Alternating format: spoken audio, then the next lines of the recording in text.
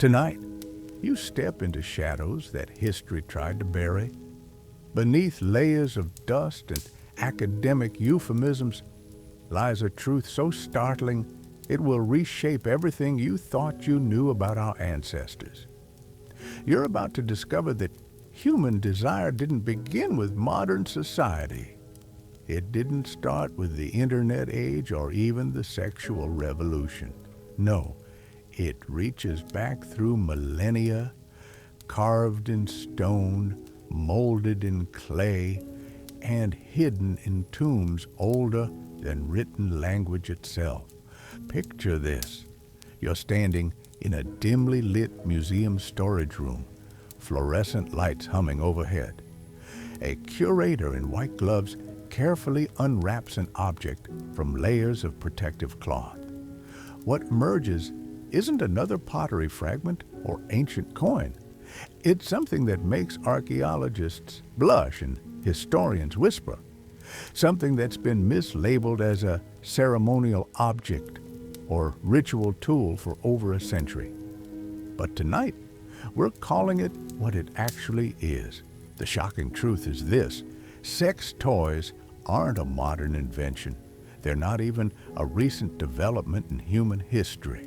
They are, in fact, among our oldest surviving artifacts. And the story they tell about our ancestors will leave you questioning everything you learned in history class. Before we dive deeper into this hidden chapter of human civilization, take a moment to subscribe if you're ready to explore the untold stories that textbooks won't touch. And let me know in the comments where you're listening from and what time it is for you right now. Because what you're about to discover transcends borders and time zones, connecting you to a lineage of desire that stretches back to the very dawn of humanity. Now, dim the lights and prepare yourself. We're about to journey through 30,000 years of hidden history. You're crouching now in the entrance of a cave system deep in the Swabian Jura region of Germany. The air is cool and damp, carrying the weight of millennia. Your flashlight cuts through the darkness, illuminating limestone walls that have stood silent for thousands of years. This isn't just any cave. This is whole fells. And what lies hidden in its depths will rewrite the timeline of human sexuality. The year is 2005, and a team of researchers from Tübingen University is carefully excavating layers of sediment that haven't been disturbed since the Ice Age. They're expecting to find the usual prehistoric treasures. Stone tools, perhaps, or fragments of ancient pottery. Instead, they uncover something that makes them pause, exchange glances, and wonder if they're seeing things correctly. Piece by piece, they assemble 14 fragments of polished siltstone into an object that's unmistakably phallic in shape. 20 centimeters long, 3 centimeters wide, with etched rings around the top, and a surface smoothed to perfection by countless hands. The carbon dating reveals something extraordinary. This object is 28,000 years old, making it not just the world's oldest known sex toy, but one of humanity's earliest examples of sophisticated craftsmanship. Let that sink in for a moment. While our ancestors were still hunting mammoth and painting cave walls, they were also taking time to carefully carve objects designed for intimate pleasure. This wasn't a crude approximation hastily shaped from available materials. This was art. This was engineering. This was a testament to the fact that even in the harsh realities of Ice Age survival, humans made space for desire. But here's where the story gets even more fascinating. This ancient dildo wasn't just functional, it was dual purpose. The same object that provided intimate pleasure could also serve as a fire starter, its polished surface perfect for striking flint. Our ancestors weren't just sexually sophisticated, they were ingeniously practical, combining survival tools with pleasure devices in ways that modern designers would admire. The discovery sent shockwaves through the archaeological community, though you wouldn't know it from reading most academic papers. The initial reports described it cautiously as a symbolic representation of male genitalia, dancing around its obvious purpose with the kind of scholarly embarrassment that has plagued sex toy archaeology for decades. But the evidence was undeniable. The wear patterns, the careful craftsmanship, the intimate scale.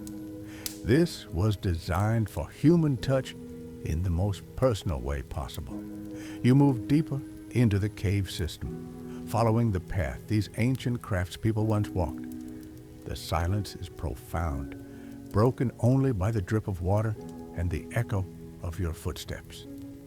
Yet these walls once rang with life. Families gathered here, children played, stories were told around fires that cast dancing shadows on limestone surfaces. And somewhere in this domestic scene, someone carefully worked a piece of siltstone into something beautiful and functional and deeply, intimately human. This wasn't an isolated discovery. As you trace the archaeological record across Europe and Asia, similar objects emerge from the depths of time. Sweden's Motala site yielded bone artifacts from 6,000 years ago that share the same unmistakable characteristics. Smooth surfaces, phallic shapes, wear patterns that speak of repeated use. Pakistan has produced similar finds from the same period. The pattern is clear. Our ancestors across continents and cultures were independently developing the same technologies of pleasure. The implications are staggering. These discoveries suggest that sexual satisfaction wasn't a luxury reserved for times of abundance. It wasn't something our ancestors got around to after more pressing survival needs were met. Instead, it appears to have been fundamental to human experience, important enough to invest precious time and materials in creating dedicated tools for intimate pleasure. But why does this matter? Why should 28,000-year-old sex toys capture our imagination and reshape our understanding of human history? Because they reveal a truth that challenges everything we've been taught about our ancestors. They weren't prudish, repressed, or solely focused on survival. They were complex beings with rich inner lives, sophisticated understanding of human anatomy, and the artistic skill to transform raw materials into objects of beauty and function. The Holofel's dildo represents more than just ancient eroticism. It's evidence of forward thinking, of planning for pleasure, of communities that understood the importance of individual satisfaction.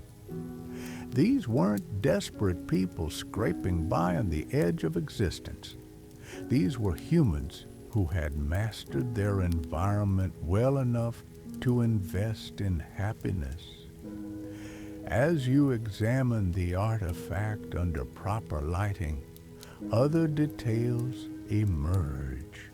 The surface isn't uniformly smooth. There are subtle variations in texture, areas where the stone has been worked with different tools to create varying sensations. The ring patterns aren't merely decorative, they're functional, designed to enhance grip and provide additional stimulation. Every aspect of this ancient sex toy reveals careful consideration of user experience. The more you study it, the more questions arise. Who made this? Was it crafted by someone for personal use, or was there already a tradition of artisans specializing in intimate objects? Was it passed down through generations, a treasured family heirloom carrying the accumulated wisdom of ancestors? Or was it created fresh for each user, part of coming-of-age rituals that marked the transition to sexual maturity? The answers remain locked in time, but the questions themselves illuminate something profound about human nature. We've always been innovators when it comes to pleasure. We've always understood that sexuality isn't separate from creativity, craftsmanship, and cultural expression. The same impulses that drove our ancestors to create beautiful cave paintings and sophisticated tools also inspired them to enhance their intimate lives with carefully crafted aids. This challenges the narrative of linear progress that dominates popular understanding of human history. We like to imagine that sexual sophistication is a modern achievement, that our ancestors were somehow more primitive or repressed than we are. The reality is far more complex and, frankly, more interesting. Sexual technology isn't new. It's ancient. It's foundational. It's woven into the very fabric of human civilization. If you're finding this as fascinating as I am, make sure you're subscribed because we're just getting started. The rabbit hole of ancient sexuality goes far deeper than a single German cave, and the stories waiting ahead will challenge everything you thought you knew about the past. The Hohlfeld's discovery also raises uncomfortable questions about how history is recorded and preserved. How many similar artifacts have been misidentified over the decades? How many have been quietly tucked away in museum storage rooms, labeled with euphemisms that obscure their true purpose? How many discoveries have simply never been reported because they didn't fit the sanitized version of the past that academic institutions preferred to present? The answer, as we'll discover, is more than you might imagine. Museums around the world are filled with ceremonial objects and ritual tools that bear suspicious resemblances to modern sex toys. The conspiracy of silence around ancient sexuality has hidden an entire dimension of human experience, reducing our ancestors to cardboard cutouts focused solely on survival and reproduction. But the ice is melting on this historical cover-up. New generations of archaeologists are approaching these discoveries with fresh eyes, unburdened by the Victorian sensibilities that shaped earlier interpretations. They're asking different questions, using new analytical techniques, and most importantly, they're willing to call a dildo a dildo. This shift in perspective is revealing that the Hohlfeld's artifact wasn't an anomaly. It was part of a rich tradition of sexual technology that spans cultures and continents. From the jade pleasure devices of ancient China to the leather dildos of classical Greece, from the bronze implements of Roman nobility to the carved bone tools of medieval Europe, humans have never stopped innovating when it comes to intimate pleasure. The story of the world's oldest sex toy is really the story of human ingenuity, creativity, and the persistent pursuit of happiness. It's evidence that our ancestors understood something that modern society sometimes forgets. Pleasure isn't frivolous, it's fundamental. It's part of what makes us human. As you prepare to leave the cave, flashlight beam dancing across ancient walls, you realize you're standing at the beginning of an incredible journey. The 28,000-year-old dildo from Hohlefels is just the first chapter in a story that spans millennia and continents, revealing a hidden history of human sexuality that's been waiting to be told. The shadows of the cave seem to whisper secrets, holding memories of hands that shaped stone into instruments of joy, of communities that understood the sacred nature of pleasure, of ancestors who were far more complex and sophisticated than history has given them credit for. Tonight, we honor their memory by finally telling their story. The cave fades behind you, but the questions it raised echo forward through time. Because once you start looking for evidence of ancient sexuality, you realize it's everywhere, hidden in plain sight, mislabeled in museum catalogs, dismissed by scholars who couldn't imagine their dignified ancestors engaging in anything so undignified as pleasure. You find yourself now in a different kind of darkness. Not the natural shadows of limestone caves, but the artificial twilight of museum storage facilities around the world. Here, in climate-controlled rooms behind locked doors, lies the real treasure trove of human sexual history, objects that curators have been quietly collecting for decades, unsure what to do with discoveries that don't fit the sanitized narrative of the past. A drawer slides open in the British Museum's private collection. Inside, wrapped in acid-free tissue paper, lies a Roman artifact that's been labeled Unknown Ceremonial Object since 1923.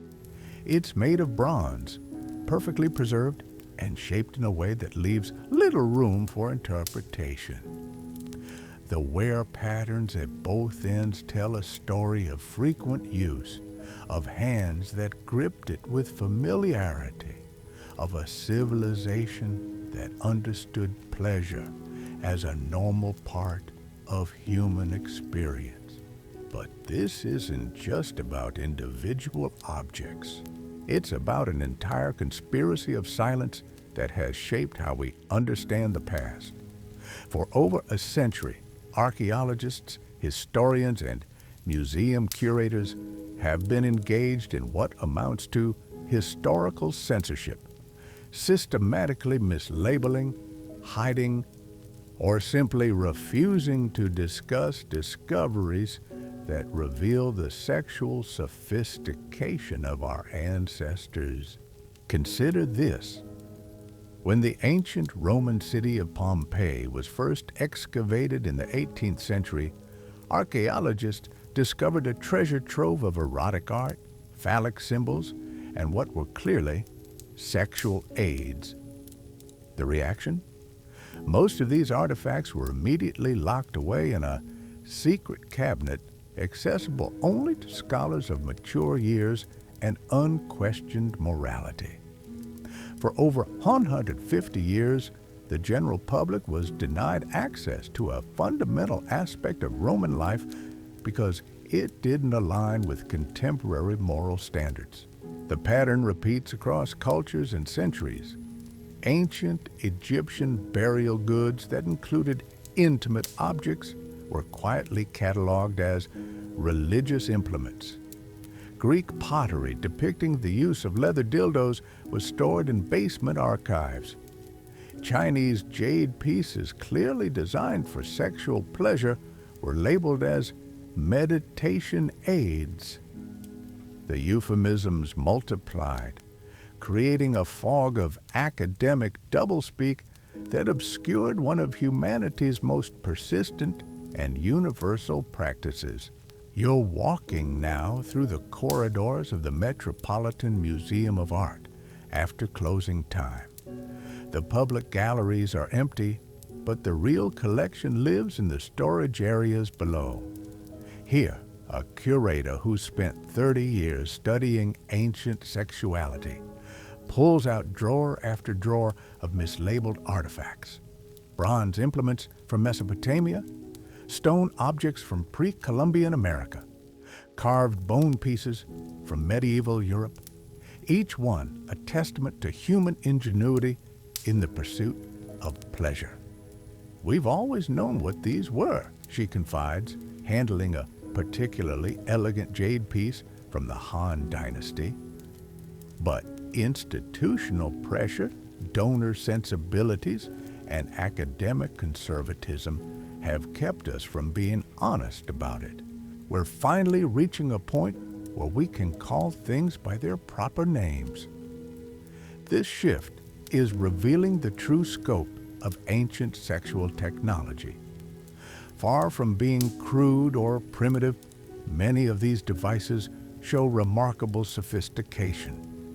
The Chinese, for instance, were crafting multi-textured jade implements over 2,000 years ago, understanding principles of ergonomics and stimulation that modern manufacturers have only recently rediscovered. Roman artisans were creating bronze devices with adjustable components, demonstrating an engineering approach to pleasure that rivals contemporary design.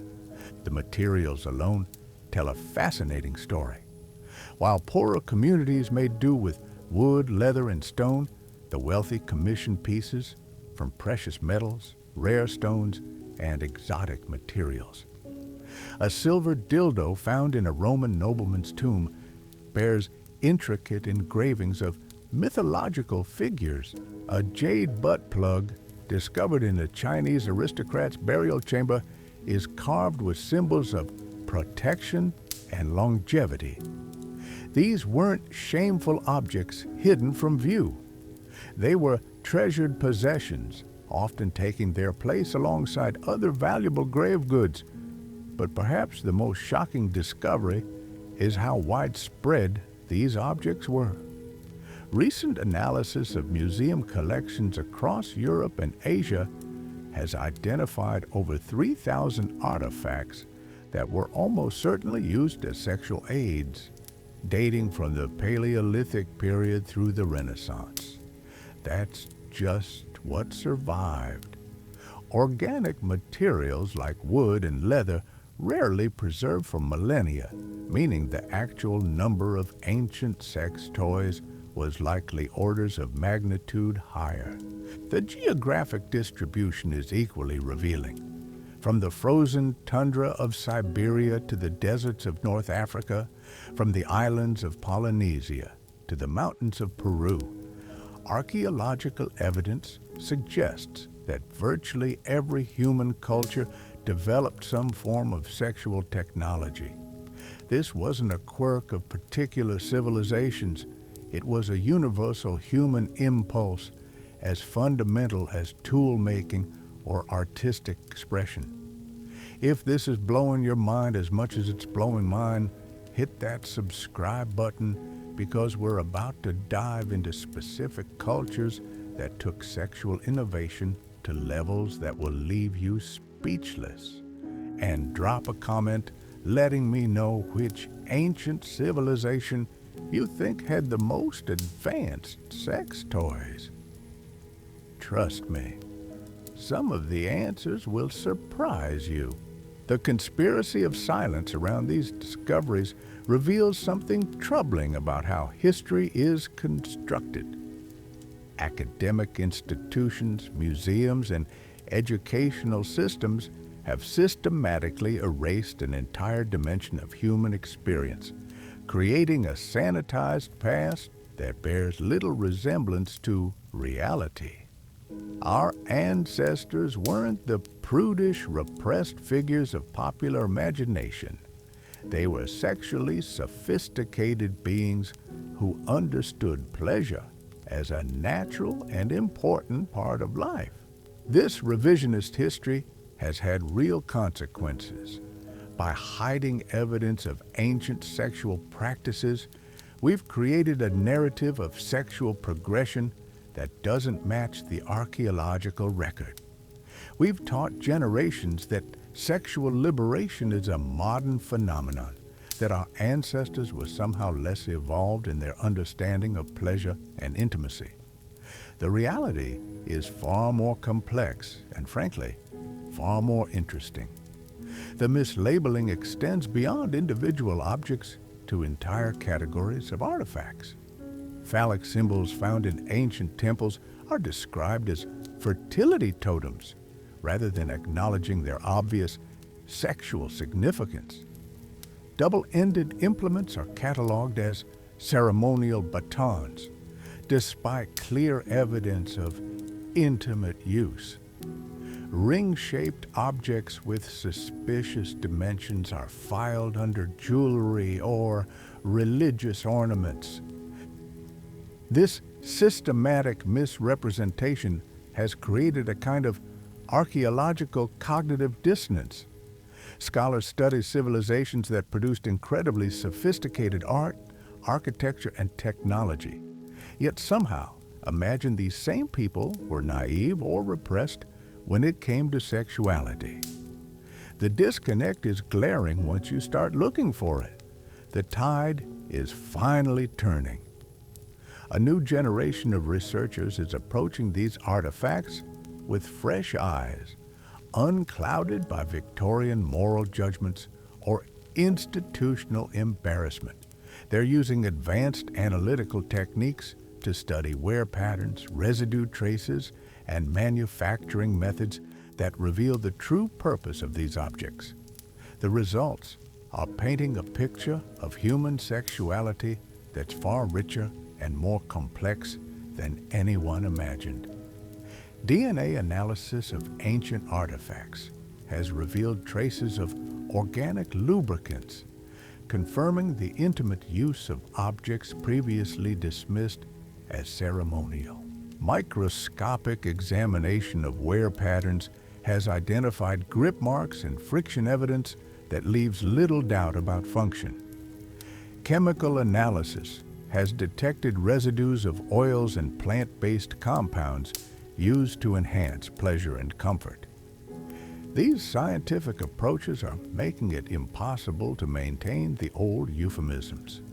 When faced with hard evidence of ancient sexual practices, even the most conservative institutions are being forced to acknowledge the truth. Museums are quietly updating their catalogs, replacing vague descriptions with more accurate terminology. Academic papers are dropping the euphemisms in favor of frank discussion of ancient sexuality. The revelations emerging from this new honesty are staggering. Ancient civilizations didn't just tolerate sexual diversity, they celebrated it. They didn't just accept pleasure as natural, they elevated it to an art form. They didn't just use crude implements for intimate purposes, they crafted sophisticated devices that rival modern technology in their elegance and effectiveness. As you move deeper into this hidden history, you begin to understand that the story of ancient sex toys isn't really about sex at all. It's about human nature, creativity, and the persistent pursuit of happiness across cultures and centuries. It's about the lengths people will go to enhance their lives, even in the face of survival challenges that would overwhelm most modern individuals. The artifacts waiting to be discovered in the next part of our journey will challenge everything you thought you knew about specific ancient civilizations. From the jade workshops of imperial China to the leather craftsmen of classical Athens, from the bronze foundries of Roman artisans to the stone carvers of pre-Columbian America, the evidence of sexual sophistication is overwhelming. But first, take a moment to process what you've already learned. The world's oldest dildo isn't just a curiosity, it's evidence of a fundamental human truth that's been hidden for far too long. Our ancestors were complex, sophisticated beings who understood that pleasure isn't separate from survival, creativity, or cultural achievement. It's part of what makes us human. The morning sun breaks over the Yangtze River, casting golden light across terraced hills that have witnessed 5,000 years of human civilization. You're standing at the entrance to a Han Dynasty tomb, recently excavated near modern-day Shanghai. The air is thick with anticipation as archaeologists carefully brush away centuries of accumulated earth from what appears to be a nobleman's burial chamber. What emerges from the darkness will fundamentally change how we understand one of history's most sophisticated civilizations. Because ancient China didn't just tolerate sexual pleasure, they perfected it. The first object to emerge is carved from pure white jade, smooth as silk and cool to the touch.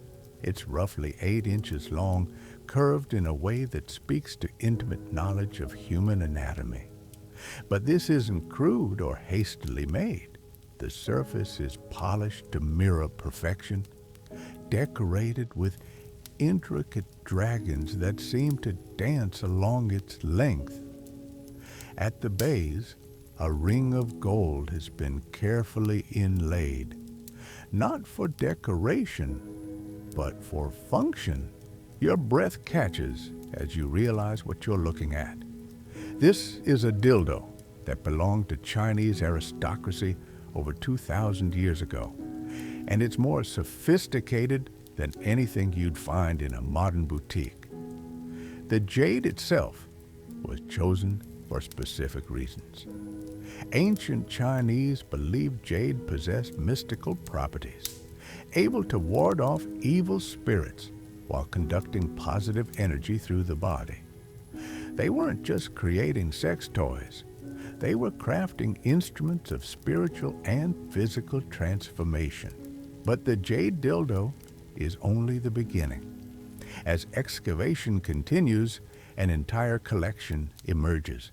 Bronze implements with adjustable rings, silver devices with intricate mechanisms that allow for varying sensations, carved ivory pieces so delicate they seem almost too beautiful to use, yet bearing unmistakable signs of intimate wear. The tomb belongs to a wealthy merchant from the Han Dynasty, a period when China's sexual culture reached extraordinary heights of sophistication. These weren't hidden shame objects tucked away in secret compartments. They were prominently displayed alongside other treasured possessions, carefully wrapped in silk and positioned for easy access in the afterlife. Ancient Chinese sexual philosophy was built around the concept of qi, the life force energy that flows through all things. Sexual pleasure wasn't seen as separate from spiritual development. It was considered essential to maintaining balance between yin and yang, the fundamental forces that govern existence. The sex toys weren't just for physical satisfaction. They were tools for achieving harmony with the universe itself. The craftsmanship is breathtaking. Each piece shows evidence of hundreds of hours of careful work. The jade has been shaped not just for function but for beauty, with subtle curves that catch and reflect light in mesmerizing patterns. The bronze implements feature mechanisms that wouldn't look out of place in a modern workshop, demonstrating engineering principles that wouldn't be rediscovered in the West for centuries. You examine a particularly elegant piece, carved from translucent green jade and fitted with gold accents. The surface isn't uniformly smooth. There are carefully crafted ridges and valleys designed to enhance sensation, areas where the stone has been heated and cooled repeatedly to create specific textures. This is the work of a master craftsman who understood both the technical and aesthetic requirements of intimate pleasure. The archaeological team discovers something even more remarkable. Hidden in a sealed chamber adjacent to the main burial site is what appears to be a workshop. Tools for jade carving, molds for bronze casting, sketches on silk showing detailed anatomical drawings and design specifications. This nobleman didn't just collect sex toys. He may have commissioned them, working directly with artisans to create custom pieces tailored to specific preferences. The sketches are particularly revealing. They show cross-sections of devices, detailed measurements, and notes about materials and their properties. One drawing depicts a hollow jade tube designed to be filled with heated oil for temperature play. Another shows a bronze implement with internal chambers that could be loaded with aromatic herbs, combining scent with sensation in ways that modern manufacturers are only beginning to explore. Ancient Chinese sexual technology went far beyond simple penetrative devices. The tomb contains silk restraints so finely woven they feel like liquid fabric. Jade balls designed to be worn internally, strengthening pelvic muscles while providing gentle stimulation throughout the day. Bronze rings fitted with tiny bells that would chime softly with movement, turning intimate encounters into musical performances. But perhaps the most sophisticated discovery is a device that challenges everything we thought we knew about ancient technology. It's a jade cylinder about the size of a modern vibrator, hollow in the center, with a series of small holes along the sides. Inside, archaeologists find the remains of what appears to be a mechanical mechanism. Bronze gears no bigger than coins arranged in a complex pattern that would have created rhythmic movement when activated. The implications are staggering. This suggests that ancient Chinese artisans were experimenting with mechanical stimulation over 2 millennia before the first electric vibrators appeared in Victorian England. They were creating devices that combined the spiritual properties of jade with engineering principles that wouldn't be understood in the West until the Industrial Revolution. If you're as amazed by this as I am, take a second to hit that subscribe button, because we're about to explore how different ancient civilizations approached sexual technology. And trust me, the Chinese weren't the only ones with surprises up their sleeves. And let me know in the comments which ancient innovation shocked you most so far. The Chinese approach to sexual aids reflected their broader philosophical understanding of balance and harmony. Unlike cultures that saw pleasure as separate from spiritual development, Chinese tradition integrated sexuality into a comprehensive worldview that encompassed health, longevity, and enlightenment. The sex toys weren't indulgences. They were tools for achieving a more complete human experience. Ancient Chinese medical texts describe specific techniques for using these devices, not just for pleasure, but for therapeutic purposes. Jade implements were believed to help regulate Qi flow through the body's meridians. Bronze devices were used in treatments for various ailments, combining physical stimulation with traditional healing practices. The line between medicine and pleasure was deliberately blurred. The materials themselves were chosen for their supposed mystical properties. Jade was associated with immortality and purity. Bronze was believed to conduct spiritual energy. Silver was thought to have protective qualities. Gold represented the ultimate refinement of earthly materials into something divine. Using these substances for intimate purposes was a way of elevating sexual experience to the realm of the sacred. But the Chinese weren't just innovating in materials and mechanisms. They were also developing sophisticated understanding of human sexuality that wouldn't be matched in the West for centuries. Ancient texts describe detailed knowledge of erogenous zones, techniques for prolonging pleasure, and the importance of emotional connection in intimate encounters. The sex toys were designed to enhance all these aspects of human sexuality. The tomb's contents suggest a level of sexual sophistication that challenges Western assumptions about ancient prudishness. These weren't desperate measures taken by sexually frustrated individuals. They were luxury items created by and for people who understood pleasure as an art form, worthy of the finest materials and most skilled craftsmanship.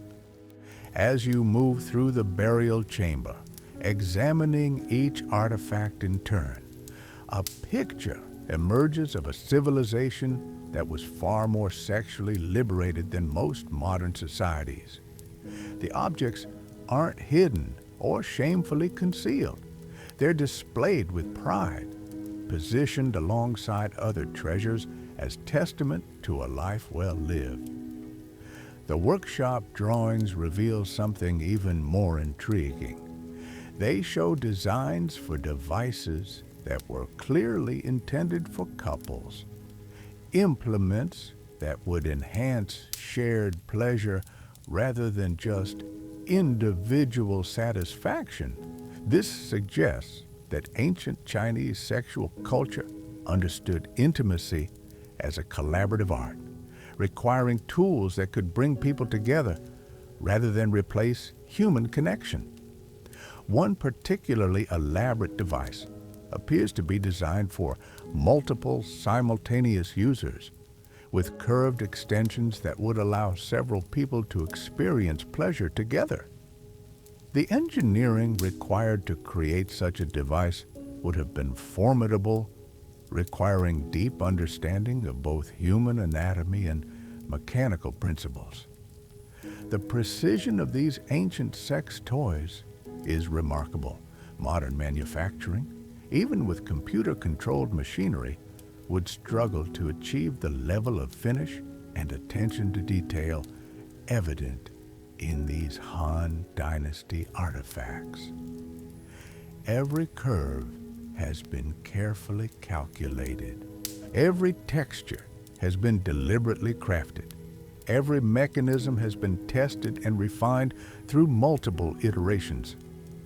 The jade pieces in particular show evidence of techniques that modern lapidaries consider advanced. The stone has been heated and cooled in specific patterns to create internal stress lines that enhance its responsiveness to temperature changes. Some pieces contain internal chambers that would have been impossible to create with contemporary tools, suggesting manufacturing methods that have been lost to time. But the most remarkable aspect of this collection isn't the individual objects. It's what they reveal about ancient Chinese attitudes toward sexuality and pleasure. These weren't people struggling with shame or repression. They were individuals who understood that sexual satisfaction was an important component of a fulfilling life, worthy of significant investment in time, materials, and artistic energy. The burial goods suggest that sexual pleasure was considered so important that it needed to continue in the afterlife. The nobleman was interred with his collection not as guilty secrets, but as essential equipment for eternal happiness. This level of acceptance and integration is remarkable by any historical standard. As excavation of the site continues, more workshops are discovered, each specializing in different aspects of sexual technology. One focuses on jade carving, with evidence of apprenticeship programs that pass down techniques through generations. Another specializes in bronze casting, with molds for increasingly sophisticated mechanical devices. A third appears to have been dedicated to silk weaving, creating restraints and accessories that combine function with artistic beauty. The scope of this ancient sex toy industry is breathtaking. These weren't cottage industries serving niche markets. They were substantial commercial enterprises employing skilled artisans and serving customers across the social spectrum. The Chinese had created what amounts to the world's first organized adult entertainment industry, complete with specialized manufacturing, distribution networks, and customer service. But China's sexual sophistication extended beyond just the technology. The philosophical framework that supported these innovations was equally advanced, integrating pleasure into a comprehensive understanding of human nature and cosmic harmony. This wasn't just about getting off. It was about achieving spiritual enlightenment through physical means. As you prepare to leave this remarkable archaeological site, you realize you've barely scratched the surface of ancient sexual technology. The Chinese may have been the most sophisticated, but they weren't alone in their innovations. Across the ancient world, other civilizations were developing their own approaches to enhancing human pleasure, each reflecting unique cultural values and technological capabilities. The jade dildo in your hands seems to pulse with the accumulated wisdom of centuries, a tangible connection to ancestors who understood that pleasure isn't frivolous, but fundamental to human experience. The smooth stone has been warmed by your touch, just as it was warmed by hands 2,000 years ago, creating a bridge across time that transcends language, culture, and mortality. The ancient Mediterranean sun beats down on your shoulders as you step through the cobbled streets of Pompeii, frozen in time by volcanic ash. But you're not here for the usual tourist attractions. Tonight, you're following a different path, one that leads to discoveries that have made archaeologists blush and historians whisper behind closed doors. You duck into a narrow alley, past the remnants of bakeries and wine shops, until you reach a building that most visitors never see. The Lupanar, Pompeii's most famous brothel, where the walls still bear witness to a sexual culture that was shockingly open by any historical standard. But it's not the frescoes that catch your attention tonight. It's what archaeologists discovered hidden beneath the floorboards. In 1992, the object emerged from the ash like a ghost from the past. Wooden, remarkably preserved, carved with the kind of attention to detail that spoke of professional craftsmanship. The Vindolanda phallus, as scholars carefully named it, wasn't just another artifact. It was evidence of Roman sexual technology that operated on a scale and sophistication that rivals modern industry. You run your fingers along its surface, feeling the smoothness at both ends that speaks of countless hands, countless moments of intimate contact. This wasn't ceremonial. This wasn't symbolic. This was functional, practical, and judging by the wear patterns, extremely popular. Roman sexual culture operated on principles that would shock most modern societies. Pleasure wasn't hidden or shameful. It was celebrated, commercialized, and integrated into daily life with an openness that makes contemporary attitudes seem prudish by comparison. The Romans didn't just accept sex toys. They mass-produced them. Archaeological evidence from across the empire reveals a sophisticated network of artisans specializing in intimate objects. Bronze workers in Gaul crafting adjustable devices. Glass blowers in Syria creating translucent masterpieces. Leather workers in North Africa producing flexible implements that could withstand years of use. This wasn't cottage industry. This was organized commerce serving a massive market. The technical innovation was remarkable. Roman engineers applied the same principles they used for aqueducts and roads to the challenge of human pleasure.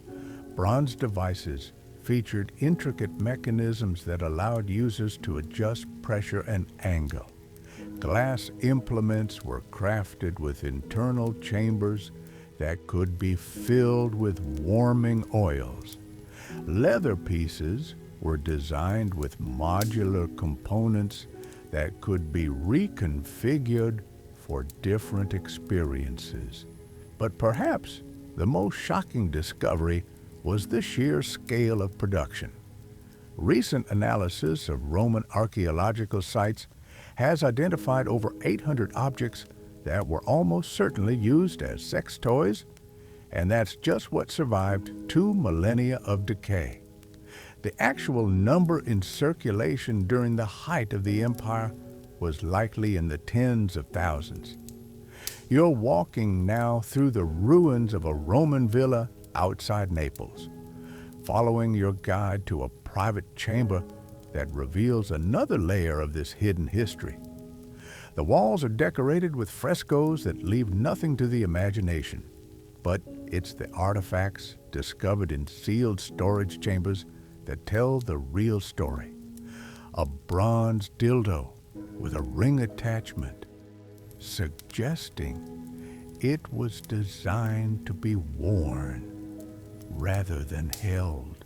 A glass implement filled with what chemical analysis revealed to be scented oil, still fragrant after 20 centuries. A leather device so sophisticated in its construction that modern manufacturers study it for design inspiration. The Romans understood something that modern society sometimes forgets. Sexual technology isn't just about individual pleasure, it's about relationships, communication, and the enhancement of human connection.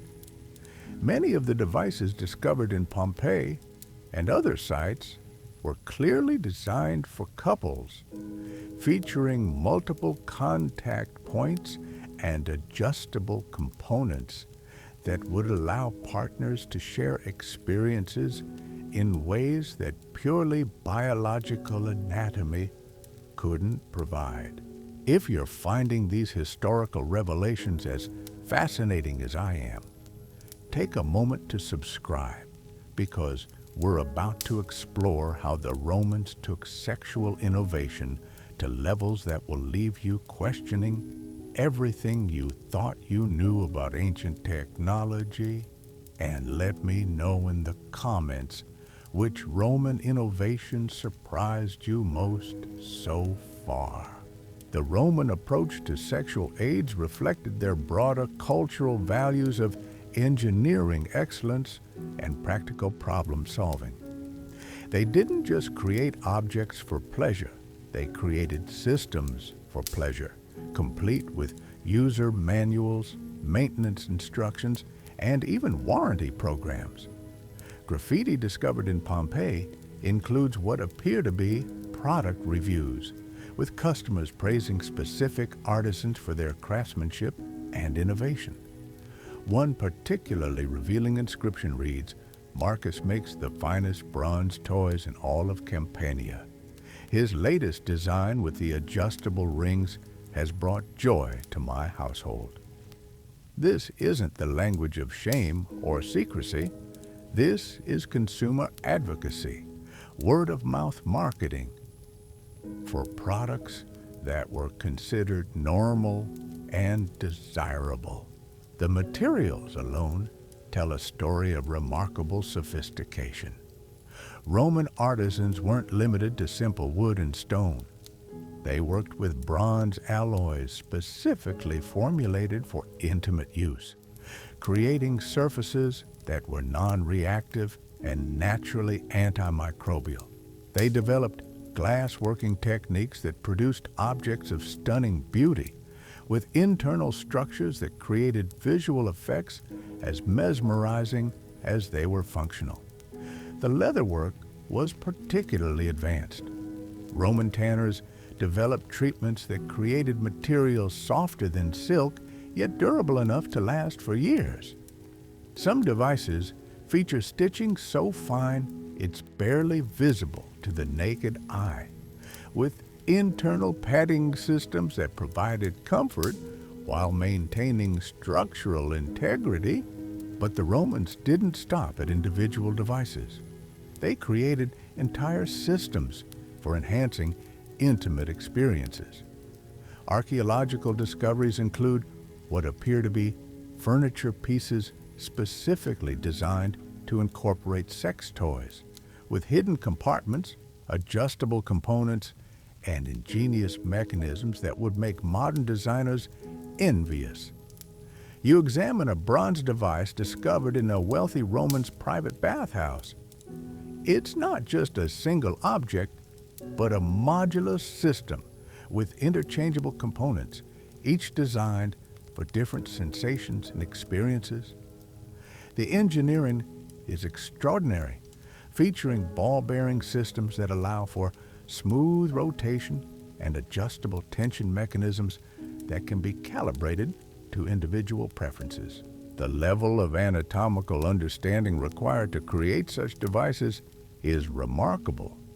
Roman physicians were producing detailed studies of human sexuality, documenting erogenous zones and pleasure responses with scientific precision.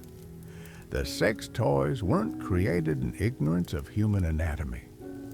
They were designed in partnership with medical professionals who understood exactly how bodies respond to different types of stimulation. Ancient Roman literature contains surprisingly frank discussions of sexual aids and their proper use. Ovid's Ars Amatoria includes passages that are essentially product recommendations, praising specific artisans and describing techniques for incorporating artificial aids into intimate relationships. This wasn't underground literature circulating in secret. These were mainstream publications available in public libraries. The economic impact of the Roman sex toy industry was substantial. Tax records from the imperial archives reference duties collected on implements of Venus, generating significant revenue for the state treasury. Artisan guilds specializing in intimate objects were officially recognized and regulated, with apprenticeship programs and quality standards that ensured consistent production. The distribution network was equally impressive. Roman merchants carried these products throughout the empire, from Britain to North Africa, from Spain to Syria. Standardized designs allowed for replacement parts and repairs, while regional variations reflected local preferences and cultural adaptations. You're standing now in the ruins of a Roman workshop outside Marseille, examining the remnants of what was clearly a sex toy manufacturing facility. Molds for bronze casting, tools for leatherworking, and kilns for glass production tell the story of an industry that employed hundreds of skilled workers and served thousands of customers across the Mediterranean world. The quality control was meticulous. Each device shows evidence of careful finishing, with surfaces polished to perfection and mechanisms tested for durability. Roman engineers applied the same standards to sex toys that they used for military equipment and public works projects. These weren't cheap novelties. They were precision instruments designed to last. But perhaps the most remarkable aspect of Roman sexual technology was its integration into broader cultural practices. These devices weren't used in isolation. They were part of elaborate rituals and ceremonies that elevated intimate encounters to the level of performance art. Roman aristocrats hosted parties where the latest innovations were displayed and demonstrated, turning sexual technology into social entertainment. As you step back from the ruins of ancient workshops and crumbling temples, one truth becomes undeniable. The story of human sexuality isn't one of progression from primitive to sophisticated, from repressed to liberated.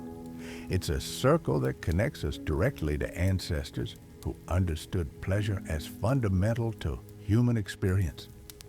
From the 28,000-year-old siltstone dildo of Hohlefels to the mechanical marvels of Han Dynasty China, from the bronze artistry of Roman craftsmen to the jade spirituality of ancient Taoists, our ancestors weren't waiting for modernity to discover their bodies.